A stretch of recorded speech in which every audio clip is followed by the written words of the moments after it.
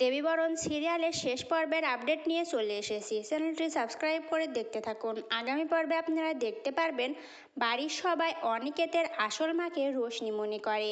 ঠিক সেই সময় রোশনি সেখানে আসে। রোশনি এসে অনিকেতের মাকে দেখে ভূত বলে সেখান থেকে পালিয়ে যায়।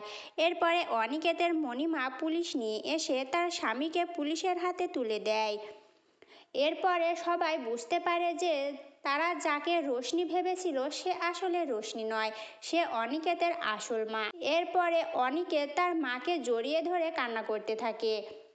অনিকেতের মা বলে, এইবার আমাকে যেতে হবে। আমি পৃথিবীর মায়া অনেক দিন আগেই ত্যাগ করেছি। আমার একটা অসম্পূর্ণ কাজ ছিল, সেটা সম্পন্ন করার জন্য আমি আজ এখানে এসেছি। আমাকে যেতে দে। অনিকেত কিছুতেই তার মাকে যেতে দিতে চাচ্ছে না। অনিকেতের মা সেখান থেকে চলে যায়। এরপরে দেখা যায় এরই মধ্যে একটা বছর কেটে গেল। গ্রামের মোড়ল হয়েছে অনিকেত। দেবী আর অনিকেত মিলে গ্রামের অনেক উন্নয়ন করেছে। গ্রামের সবাই তাদের খুব প্রশংসা করতে থাকে। এরই মধ্যে তাদের একটা মেয়ে সন্তান হয় এবং তারা সুখে শান্তিতে সংসার করতে থাকে। তো বন্ধুরা, এই ছিল দেবী সিরিয়ালের শেষ পর্বের আপডেট। কেমন হলো কমেন্ট করে জানিয়ে দেবেন।